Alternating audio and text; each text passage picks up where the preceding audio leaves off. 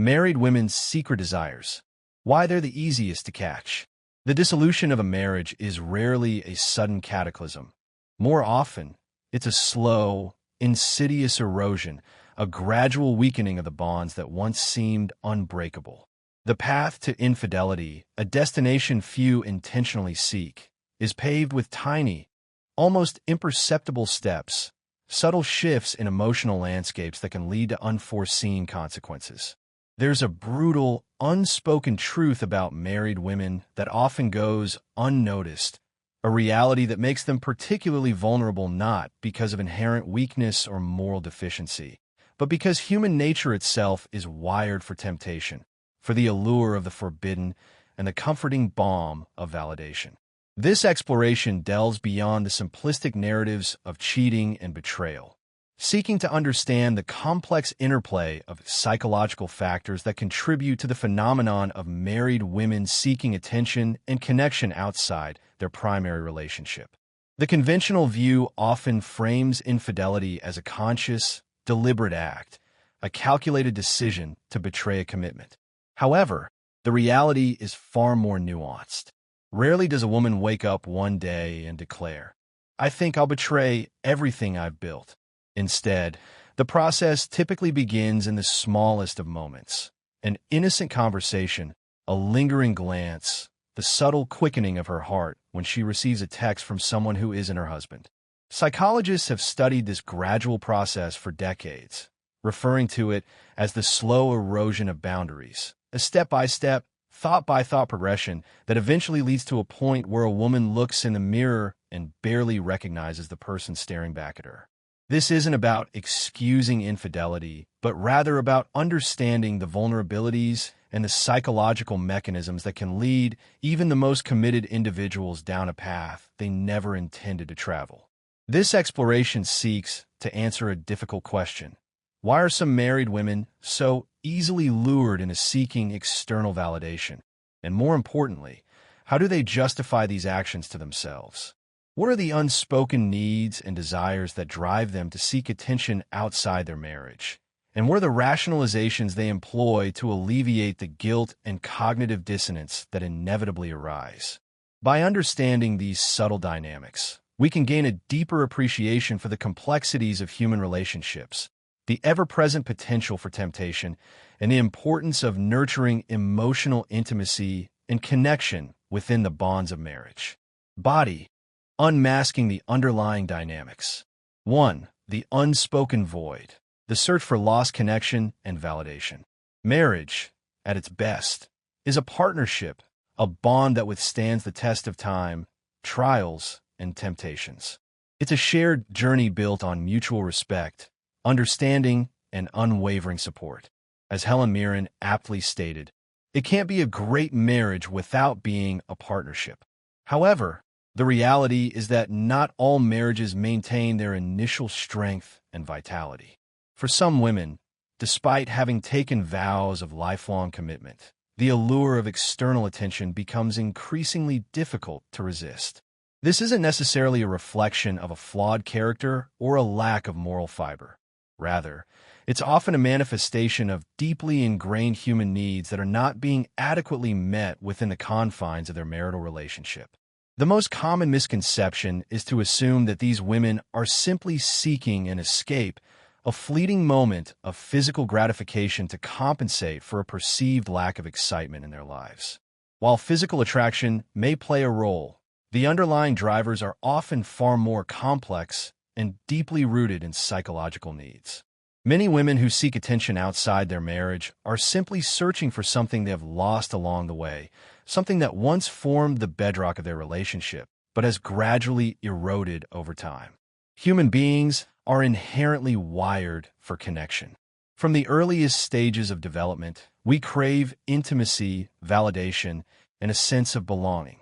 These needs don't simply vanish upon entering into marriage. They remain essential to our emotional well-being and our sense of self-worth. Women, in particular, possess a deep-rooted need for emotional intimacy, a desire for connection that extends beyond mere physical presence.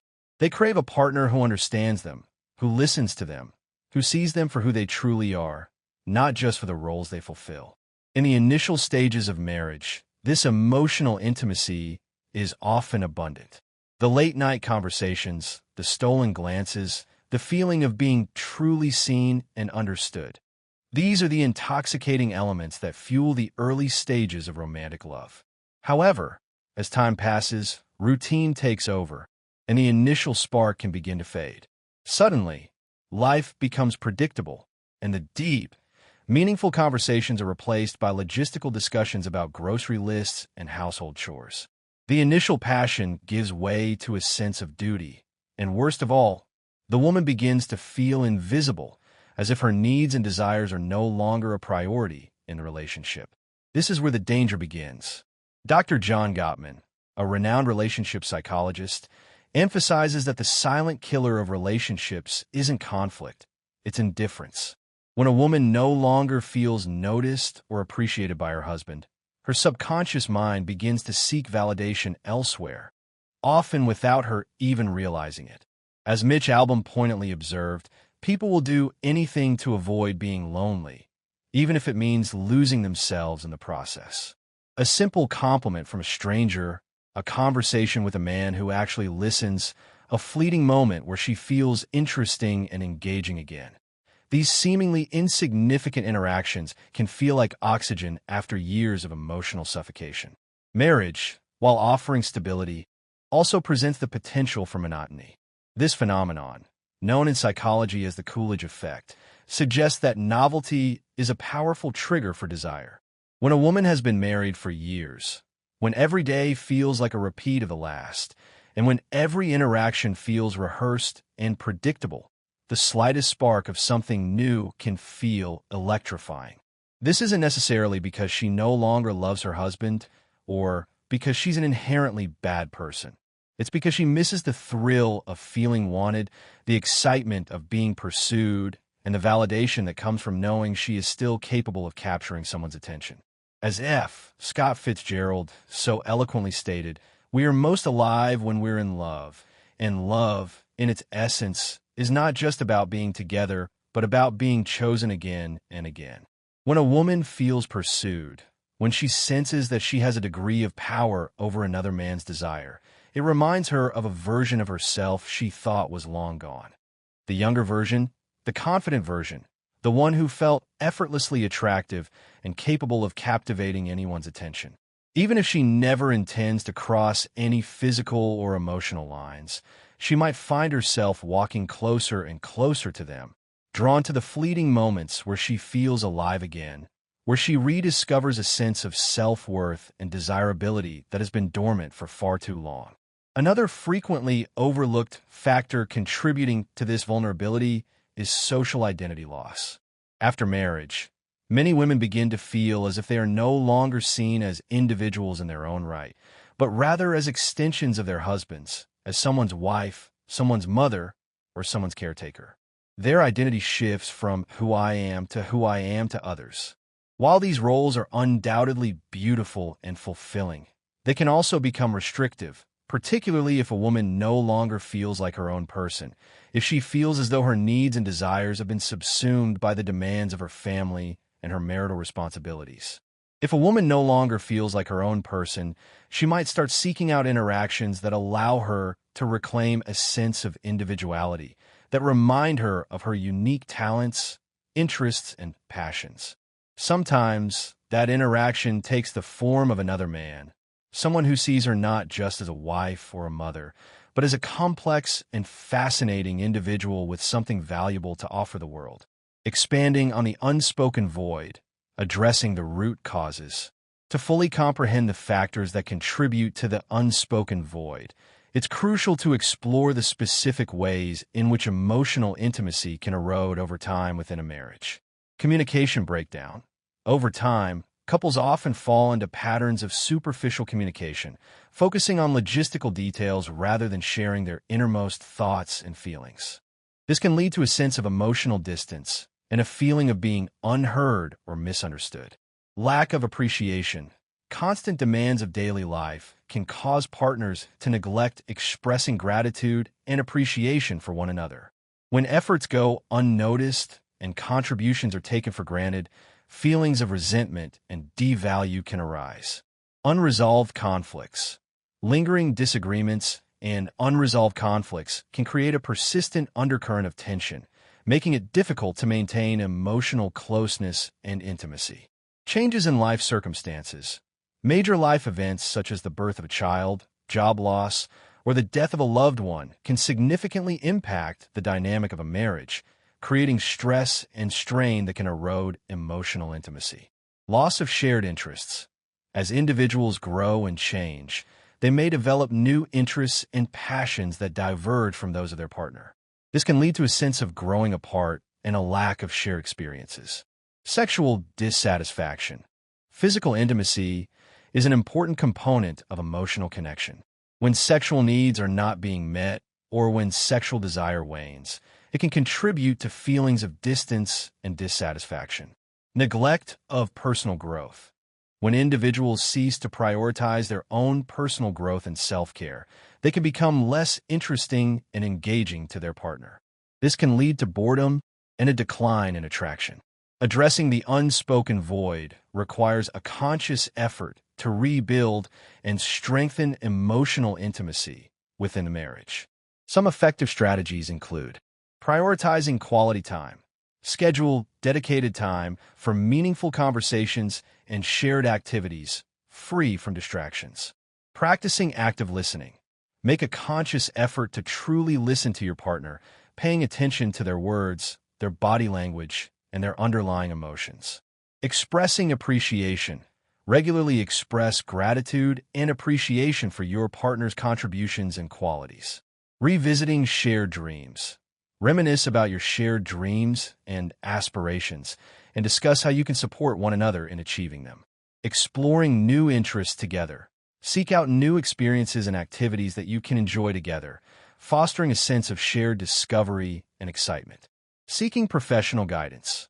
If communication breakdown and unresolved conflicts are persistent, consider seeking guidance from a therapist or counselor. By actively addressing the root causes of the unspoken void, couples can reignite the emotional spark within their marriage and create a stronger, more fulfilling connection. 2. The justification game. Rationalizing transgressions and alleviating guilt. The journey towards infidelity is rarely a sudden leap. It's typically a slow, insidious descent, a gradual erosion of moral boundaries that is often accompanied by a complex web of rationalizations and justifications. As the anonymous quote aptly states, "The mind will always find a way to justify what the heart has already decided." Few individuals wake up one day and consciously decide to betray their marriage. Instead, the process typically begins with small, seemingly insignificant actions that are gradually rationalized and normalized over time. This is the essence of the justification game, a psychological process by which individuals alleviate the guilt and cognitive dissonance associated with behavior that contradicts their moral values. When a married woman begins engaging in emotionally or physically risky behavior, it doesn't happen all at once. It's a slow, slippery process, one that is often justified in the deepest corners of her mind long before it manifests in real-life actions. This is because guilt is an unbearable weight, a heavy burden that can erode self-esteem and create significant emotional distress. If someone can convince themselves that what they're doing isn't really wrong, they no longer have to carry that weight, and they can continue to engage in the behavior without experiencing the full force of their conscience. So how does this happen? How do married women rationalize crossing the line? And what are the specific mental strategies they employ to alleviate the guilt and cognitive dissonance that inevitably arise? Initially, everything feels innocent. It's just a little attention, she tells herself. What's the harm? I'm just talking to him. There's nothing wrong with that. It's not like I'm cheating. She minimizes the significance of her actions, downplaying the potential consequences and focusing on the immediate gratification she derives from the interaction. The human brain is a master of self-deception. When something feels good but goes against one's moral values, the brain creates excuses to bridge the gap, to reconcile the conflicting desires and beliefs. Psychologists refer to this as cognitive dissonance, the tension that arises when our actions contradict our deeply held beliefs. When that tension becomes too much to bear, the mind bends reality to protect itself, rewriting the narrative to make the behavior seem less objectionable. As Richard Feynman famously stated, the easiest person to fool is yourself. Thus, a woman who was once completely loyal to her husband begins to play mental games, employing a range of rationalizations to justify her actions. Downplaying, it's just flirting, it's not like I'd actually do anything. She minimizes the potential consequences of her behavior, reassuring herself that she's not actually crossing any real boundaries. Blaming, if my husband paid more attention to me, I wouldn't need this. She shifts the responsibility for her actions onto her husband, arguing that his neglect has driven her to seek attention elsewhere. Compartmentalizing, this has nothing to do with my marriage. This is just something separate for me. She creates a mental barrier between her marital relationship and her external interactions, convincing herself that they are unrelated and do not pose a threat to her commitment. Here's the kicker. The more she justifies, the further she'll go. Each rationalization weakens her moral resolve and makes it easier to engage in progressively more risky behavior. For many married women, the first betrayal isn't physical, it's emotional. This is what makes the process so insidious and so difficult to detect. With physical cheating, the lines are clear and there's no room for ambiguity. Kissing, sleeping with, or intimately touching another man constitutes a clear violation of marital vows. However, an emotional affair is a far more nebulous concept, one that often unfolds gradually and without clear boundaries. Late-night texts, conversations that delve deeper than they should, sharing personal struggles with another man instead of her husband. These are the hallmarks of an emotional affair. At first, she tells herself it's just emotional. There's no harm in talking. However, emotional intimacy is incredibly powerful. When a woman shares her innermost thoughts, feelings, and emotions with a man, she's already begun to detach from her husband, to forge a connection that exists outside the boundaries of her marriage. As the saying goes, cheating isn't always a physical act. The moment you start keeping secrets from your partner, you've already crossed the line. This is where the real danger lies, because when emotions are deeply involved, physical boundaries start to erode. The emotional connection creates a sense of longing, a desire for closer physical proximity, and a willingness to take risks that would have previously seemed unthinkable. The final, and perhaps most dangerous, rationalization is the "I deserve this" mindset. At this stage, a woman no longer views her actions as questionable. In her mind, they are fully justified. I've sacrificed so much for this marriage, she tells herself. I deserve to feel good again. He's ignored me for years. If he doesn't care, why should I? I've been faithful for so long, and it's gotten me nowhere. What's the point? This is the point of no return. The moment when she has fully convinced herself that stepping over the line isn't betrayal. It's justice, a deserved reward for years of perceived neglect and sacrifice. Once a person believes something is justified, nothing can stop them. They have successfully silenced their conscience and rewritten the narrative to align with their desires. The reason married women sometimes become the easiest prey isn't because they are weak-willed or immoral. It's because the human brain is wired to rationalize what feels good. It starts with small excuses, tiny justifications, but if left unchecked, those justifications turn into actions, and once the line is crossed, there's no going back. Counteracting the justification game, strengthening moral boundaries. To resist the allure of the justification game, it's essential to cultivate self-awareness and proactively strengthen moral boundary. Rise. Recognize cognitive dissonance. Be aware of the tension that arises when your actions conflict with your values. Acknowledge the discomfort rather than trying to suppress it. Challenge rationalizations. When you find yourself making excuses for your behavior, question the validity of those excuses. Are they truly justifiable? Or are you simply trying to deceive yourself? Seek external accountability. Share your struggles with a trusted friend, family member, or a therapist who can provide objective feedback and help you to stay on track. Recommit to your values. Regularly reaffirm your commitment to your core values and principles. This will help to reinforce your moral compass and make it more difficult to rationalize unethical behavior. Practice self-compassion. Be kind and understanding to yourself, but don't use self-compassion as an excuse for engaging in harmful behavior. Acknowledge your mistakes, learn from them, and strive to do better in the future. Focus on the long-term consequences. Consider the potential long-term consequences of your actions, not just the immediate gratification. How will your behavior impact your marriage, your family, and your own sense of self-worth? Develop emotional resilience. Cultivate emotional resilience to cope with difficult emotions without resorting to unhealthy coping mechanisms. Embrace mindfulness. Practice mindfulness to become more aware of your thoughts, feelings, and impulses in the present moment. This will give you greater control over your behavior. By actively strengthening moral boundaries and developing a greater awareness of the justification game, you can resist the temptation to rationalize unethical behavior and maintain your integrity. 3. The breaking point. From innocent flirtation to irreversible choice. Every story, regardless of its genre or subject matter, has a point of no return, a pivotal moment where the trajectory of the narrative shifts irrevocably, and the characters are forced to confront the consequences of their actions. In the context of infidelity, the breaking point is the moment where the innocent flirting, the suggestive banter, and the carefully constructed rationalizations give way to something more tangible, more significant, and more difficult to undo. It's the moment where the line between fantasy and reality blurs, and the allure of the forbidden becomes too powerful to resist.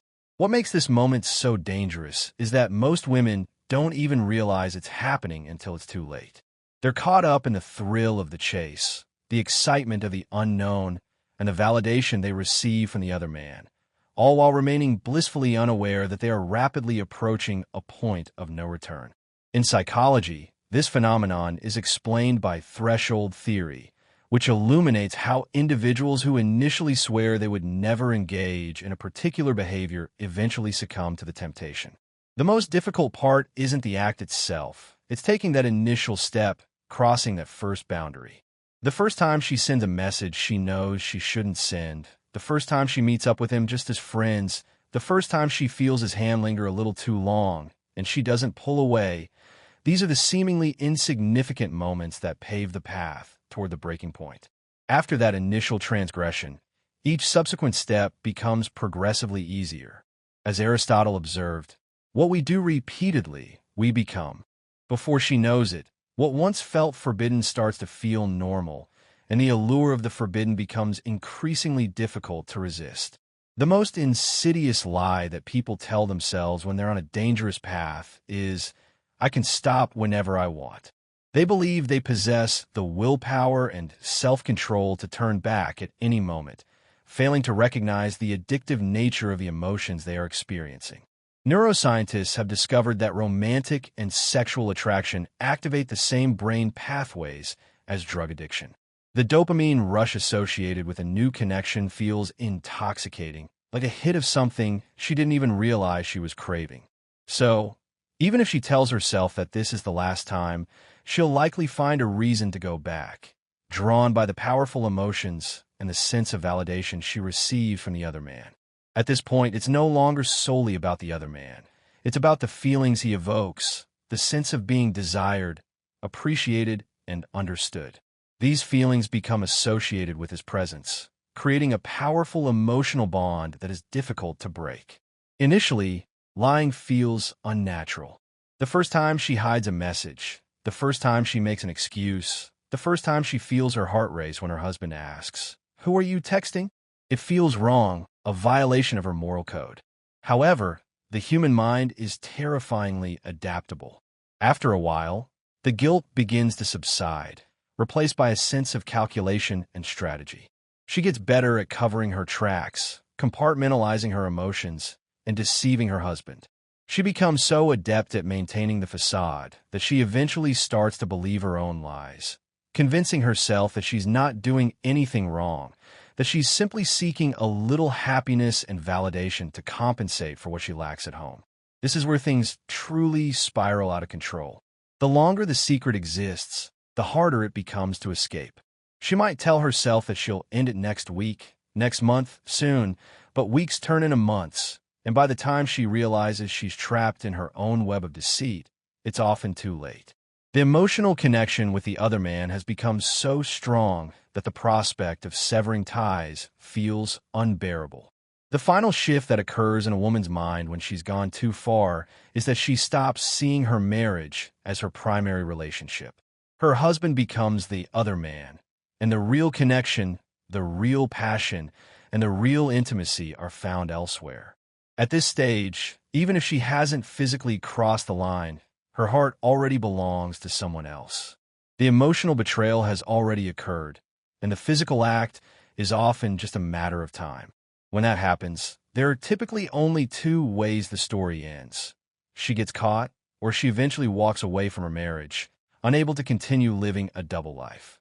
The guilt, the stress, and the emotional toll of maintaining two separate relationships become too much to bear, forcing her to make a difficult choice.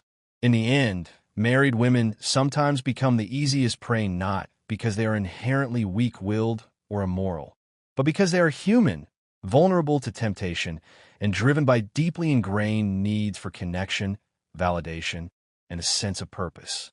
They're not consciously seeking to cheat. They're seeking to feel something they've lost along the way, something that once made them feel alive, valued, and worthy of love. And once they find it, walking away feels almost impossible, not because they don't love their husbands, but because they've convinced themselves that what they've found is something they'll never get back at home. Once that belief settles in, nothing will ever be the same again.